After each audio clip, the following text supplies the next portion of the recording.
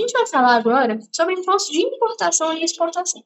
É muito tranquilo. O que eu gostaria assim, de acrescentar, que eu acho que nesse caso é válido e necessário, são questões referentes a comércio internacional. Mas, meu Deus, eu não vou entender comércio internacional numa aula comigo. Você acha que você vai sair daqui sem entender alguma coisa? Jamais, jamais. Imposto de importação e exportação. Vamos lá. Imposto de importação e exportação. A gente está falando dos impostos, eu acho que para mim, na minha cabeça, pelo menos, eles são os mais controversos que a gente tem em matéria de impostos, né? Por quê? Porque eles são impostos que mudam a qualquer momento. Quando a gente fala daquela vedação surpresa, ela meio que ela não se aplica para imposto de importação e exportação. Claro que eles não estão a par de qualquer situação que envolva aí a legalidade, tá? Aquelas questões de anterioridade e tudo mais, mas eles são uma exceção. Então, eles têm que seguir o rito legal? Sim. A forma de cobrança, os contribuintes, todos esses pormenores que a gente já viu na última aula, por exemplo, eles têm que ser respeitados? Tem. Só que eles são uma exceção à legalidade e à anterioridade. Por quê? Porque o imposto de importação e exportação, eles têm função extrafiscal, nem é fiscal. Eles são cobrados para você ter essa modulação no mercado. Então, assim, eu quero que se compre mais de fora. Eu quero incentivar o comércio internacional, eu quero incentivar a compra na Shopee, essas coisas. Abaixa o imposto de importação, fica mais barato trazer aqui para dentro. Eu quero que as pessoas comprem menos lá de fora. Acabou, vou taxar a blusinha. Aumenta o imposto de importação, porque aí fica mais difícil para as pessoas trazerem as coisas de fora. Fica mais caro, não vale a pena. Então a pessoa tem que trazer de onde? De dentro mesmo, né? Ela tem que comprar no mercado nacional. Então a intenção é essa. Exportação. Não, eu quero que esse produto seja vendido no mercado interno. Então você aumenta o imposto de exportação. Não vai mandar nada lá para fora, não. O Brasil é exportador de grãos, carne, nesse sentido, né? Não. Você vai primeiro privilegiar o comércio nacional. Então você vai fazer aí a venda, né, aqui dentro. Porque para você vender lá para fora, como o imposto está maior, vale menos a pena. Agora, no caso de eu querer que tem muita produção, está sobrando, eu quero escoar essa produção, o que eu faço? Eu pego esse imposto de exportação e jogo ele lá no chão, né? A taxa de exportação eu jogo ela lá no chão. E aí fica muito barato mandar para fora. Isso permite que o Brasil participe mais do comércio internacional, com os nossos produtos sendo colocados lá fora. Então, é uma forma de controle da economia, tá? E a gente vai falar um pouquinho disso. Comércio internacional. Bom, como é de conhecimento geral, o comércio entre diferentes povos existe desde o primórdio da civilização. Então, a gente tinha ali a troca de, você me dá sal, eu te dou uma ovelhinha. Você me dá uma pele, né, um casaco de pele, eu te dou uma lança. Coisas nesse sentido, tá? Mas ele só foi se intensificar mesmo e começar a se tornar uma coisa séria e real a partir do mercantilismo, tá? Que aí a gente tem essa época de mercado de trocas mesmo. A gente não trabalhava com moeda, dinheiro, era uma coisa pela outra, tá? Bom, como a civilização ela não parou por aí, né? A gente continua evoluindo, não parou quando a gente descobriu o fogo, a gente foi ficando só mais espertinho, complicando as coisas.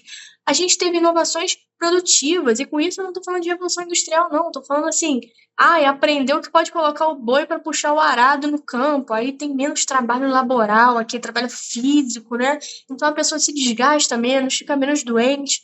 Então, e começa a produzir mais, né? Porque com certeza o boi puxa com muito mais força, melhor do que você. Então, assim, você começa a ter essas inovações nas técnicas de produção e tudo mais. E você começa a ter excedentes de produção. E o que você faz? Se tá todo mundo com coisa sobrando, o que você faz? Você troca. Você troca. Principalmente na época do feudalismo, né? As pessoas viviam naqueles pequenos... Não aqui no Brasil, tá? Eu tô falando de história em geral. Aqui no Brasil o índio ainda tava de tanga. É um modo de dizer, claro. mas naqueles pequenos feudos as pessoas viviam e ali dentro elas tinham suas pequenas comunidades. Bom, mas aqui está faltando sal e está sobrando ovelha. O que que você faz? O feudo do seu lado está sem ovelhas. Você troca com ele, né? Pega o sal e dá a ovelha. Então, conforme né, o povo, a população, os homens vão aprendendo a produzir e vão aplicando técnicas de produção, eu estou falando das mais rudimentares possíveis, começam a ter excedentes. Então, ele vai dominando a agricultura, vai sobrando coisa. Então, você vai começando a fazer essas trocas e elas começam a ficar mais sérias, né? Só que, nesse período do mercantilismo, você ainda tinha ali uma tentativa, um controle do Estado muito forte do que era trocado. Claro que dentro dos feudos a gente tinha ali, né, o senhor feudal como a pessoa responsável por cuidar daquele local, mas você ainda tinha essa tentativa de controle muito grande. Então você não podia fazer trocas livres da forma que você quisesse.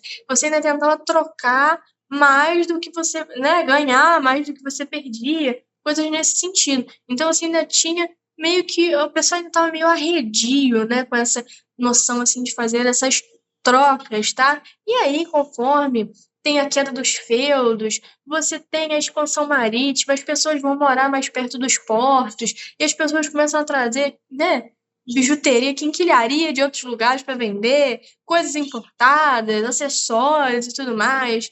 Ai, as damas com a moda francesa, acessórios franceses, lindo, maravilhoso. Conforme as pessoas começam a trazer isso de, né, para outros locais, começa a ter essa interseção de bens de consumo assim que não são essenciais, né? É o que eu tô falando. É só coisas assim menores e tudo mais. Você começa a ter uma ideia de que o Estado ele não pode controlar o que você compra. Se você for ter alguma perda econômica, o problema é seu. Se você for ganhar, o problema é seu. E aí vem o Adam Smith com a teoria das vantagens absolutas. Ele falava o quê, em tese, assim, só para a gente não entrar muito na ideia? Que você tem que produzir o que você sabe produzir e acabou. Ah, eu sou muito bom em produzir feijão. Amigo, cai dentro. 500 sacas por dia vai vender. Então, o Adam Smith tinha essa ideia das vantagens absolutas. Se o país ele é muito bom, igual o Brasil, em produzir café e cana-de-açúcar, cai dentro, café de cana-de-açúcar para todo mundo. Claro que não é só assim, você tem que ter uma variedade de produtos, né? Hoje em dia a gente compreende isso, mas antigamente, né, essa ideia ela foi se desenvolvendo aos poucos, você tinha ali uma tentativa de fazer umas trocas bem minuciosas, assim, meio que todo mundo desconfiado, sabe? É tipo cachorro comendo na mão do dono, assim, não confia muito, e ele fica te olhando, e você olha para ele, você vai morder minha mão? Então eram umas trocas meio nesse sentido. Até que você percebe que o comércio, não só entre as pessoas, mas entre os países é essencial. Você não pode fazer com que essas trocas fiquem limitadas a um território só, porque não tem gente suficiente nem para comprar nem para vender, vai acabar tendo excedente de produção e vai ficar coisa encalhada, ou vai faltar uma outra coisa. É necessário que você faça essas trocas com outros lugares, outros países, outros estados, e que para você se inserir e ganhar nesse mercado, você tem que ir naquilo que você tem mais forte. O comércio internacional, ele é marcado por questões objetivas, né? O quanto que o país quer arrecadar naquele momento e tudo mais, mas o mercado internacional ele também depende de momentos políticos e ideológicos, né? Igual, por exemplo, todo mundo conhece o embargo econômico dos Estados Unidos a Cuba, então ele impede que vários produtos cheguem até lá, impede que vários países façam trocas ali com Cuba, visando realmente criar um sufocamento ali do país, né? Fazer com que falte recurso, falte alimento, falte variedade de produtos, né? Então, depende todo de um plano ideológico também, um plano político. Então, vamos supor, no caso da Rússia, na guerra com a Ucrânia, vários países cortaram as trocas comerciais com a Rússia na compra ou venda de carvão, energia a gás, coisas nesse sentido. Então, você tem ali uma influência de outros fatores. O comércio internacional ele está inteiramente ligado a questões nesse sentido, tá? Não é cara crachá, não. E quando a gente está falando de comércio internacional, também é importante a gente lembrar que a gente está falando de um sistema anárquico. O que isso quer dizer? Que ninguém regula o comércio internacional. Quem ganha mais pode mais e é assim mesmo. Você pode pensar, por exemplo, nos Estados Unidos. Os Estados Unidos colocam bloqueio, tira bloqueio, faz pacto, tira pacto, então ele é uma pessoa que tem muita presença no mercado internacional, muito poder para investir, muita variedade na produção e competição, então isso permite que ele, né, seja uma das pessoas que mandam, entre aspas, no comércio internacional. Agora, pessoas que têm pouca variedade de produção, que não conseguem se inserir muito bem no mercado internacional, vão ter dificuldade de ter alguma opinião, né? Então, assim, igual, por exemplo, a China conquista tudo, domina tudo, produz de tudo e faz acordo com todo mundo, empresta dinheiro para todo mundo. Ela está completamente inserida no mercado internacional e faz acordo com todo mundo. A intenção dela é essa mesmo, esse é o projeto político dela. Então ela tem uma força grande, por quê? Porque ela está em todos os países, tá? O Brasil, ele tem sempre uma história peculiar, né? Uma história própria, que não quer dizer que ela é boa ou ruim, quer dizer que ela é nossa história, e temos que amá-la e criticá-la na medida que a gente conhece ela. O comércio brasileiro, ele nunca teve muita variedade, assim, no sentido de você ser a China, assim. Todo produto que você olha, a sola do seu sapato, você pega, você olha, feito na China. O Brasil ele teve grandes períodos produtivos. O período do pau-brasil, o período do açúcar, o período do ouro, o período do café. Uma época sobrou tanto café que teve que queimar sacas de café, né? Esse período foi muito marcante na história do Brasil, esse episódio em específico. Então você tem todas essas questões. Então você não tem uma produção muito variada, sabe? Não é igual a China. A China vende um monte de porcaria, cara. Eu nunca vi. É muita coisa. Se você entrar na Shopee, você acha de tudo lá. Capinha de telefone, acessório para carro. Até carro você compra lá dentro. É muita coisa, muita coisa. Então, assim, desde as coisas mais bobas, como acessórios pessoais, a coisas grandes, ferramentas, né? Ela tá presente. Então, assim, ela tem muito domínio no mercado internacional, exatamente porque ela tem muita competitividade. Ela produz muito e barato. Então, é difícil você fazer frente com a China. Então, tem toda essa questão que vocês têm que avaliar também, tá? Então, o Brasil, por outro lado, ele tem esse mercado internacional, assim, um pouco fechado. A gente produz grãos, a agricultura, a agropecuária é nosso maior expoente aí. Então, não é como se a gente estivesse também muito inserido no mercado internacional, assim, nossa, que grande país, né? Tirando essas áreas, né? Nossa, que grande variedade de produção. Não é nada nesse sentido. Não quer dizer que seja ruim, tá? Tô falando que tem gente que vende assim, vende calcinha e vende máscara de cílios, vende curativo, band-aid e vende furadeira. É coisa assim que tem nada a ver com as calças, mas a pessoa vende. Então a gente sempre teve esse modelo primário exportador, né? A gente sempre exportou coisas que estão em forma de matéria-prima ainda. Então, grão de café, né? Pó de café, a carne, coisas nesse sentido, tá? Então é uma outra produção, um outro tipo de produção que tem tudo a ver com a nossa história, tá? A gente tem uma indústria nacional, claro, aí a entrada de Getúlio Vargas no governo trouxe um grande incentivo à industrialização. É claro que a gente tem várias indústrias. Por exemplo, uma coisa no Brasil que muita gente não sabe é que você vai fazer uma tatuagem, sabe? Você vai lá fazer uma tatuagem. Sabia que a sua tinta da tatuagem, só agora que ela pode ser internacional? Claro que tem contrabando, né? Mas antigamente, as tintas de tatuagem brasileiras, as únicas que eram liberadas pela Anvisa, que eram usadas no Brasil, eram de marca brasileira. Então, assim, nossa, mas o Brasil é uma porcaria. Mas às vezes você fez uma tatuagem linda com a tinta brasileira, ficou perfeito, maravilhoso, e você tá reclamando. Pô, sua tatuagem tá bonita, é a tinta brasileira. Armas, tem a Taurus, né, também. Pode não ser das melhores, mas tem. Então, o Brasil ele tem indústria nacional em vários lugares. Agropecuária, agricultura, o Brasil é de 10-0 em vários países, até porque aqui a gente tem espaço, né, para essas coisas. Então, assim, a gente tem esse modelo primário exportador, não quer dizer que a gente não produz outras coisas, que a gente não tenha marcas, né, próprias aqui do Brasil, mas quer dizer que no mercado internacional a gente não tem essa competitividade com coisas pequenas, tipo assim, joias e bijuterias, aquelas que ficam verde no corpo. Eu tenho várias dessas.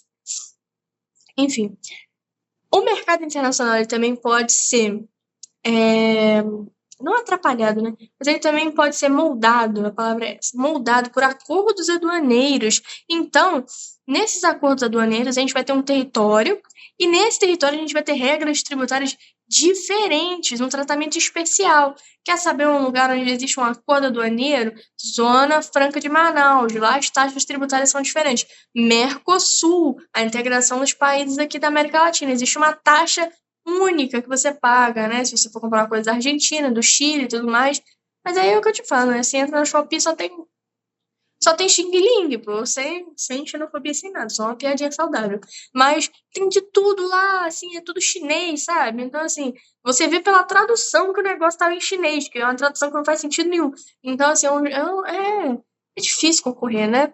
Até porque eles também utilizam, assim, trabalho escravo, outras coisas aí, né? Criancinhas, coisas que aqui no Brasil a gente sabe que não pode, né? Então, assim, às vezes o crescimento deles vem com a dor de outras pessoas também. Aqui a gente só colhe grãos e mata o gado, tem rústico, um país pacífico, né?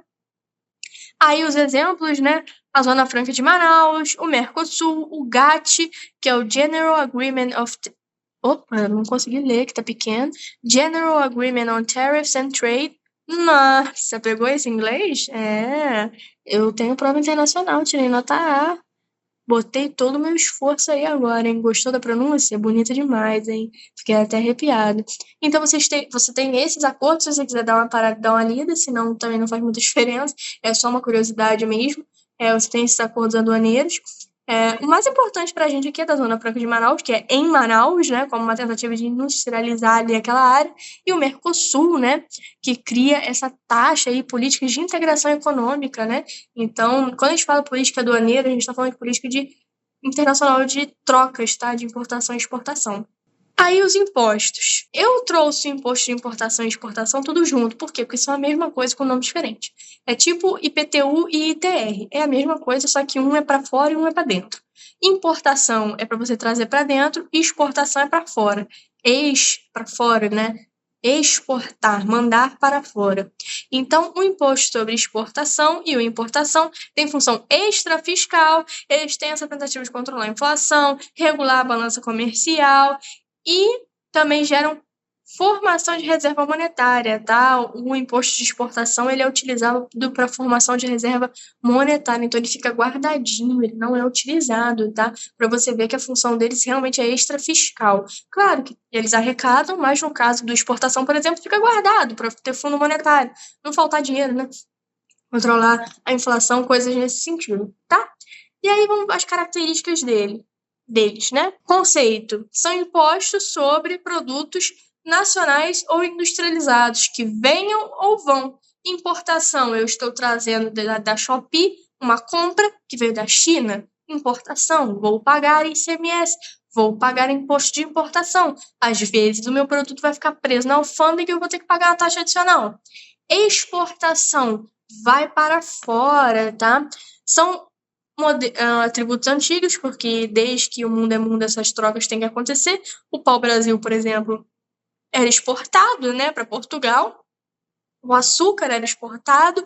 A questão realmente é sempre a gente ter essa consolidação da indústria nacional e ter essa competitividade no mercado externo com produtos que sejam um pouco mais do que grãos, né?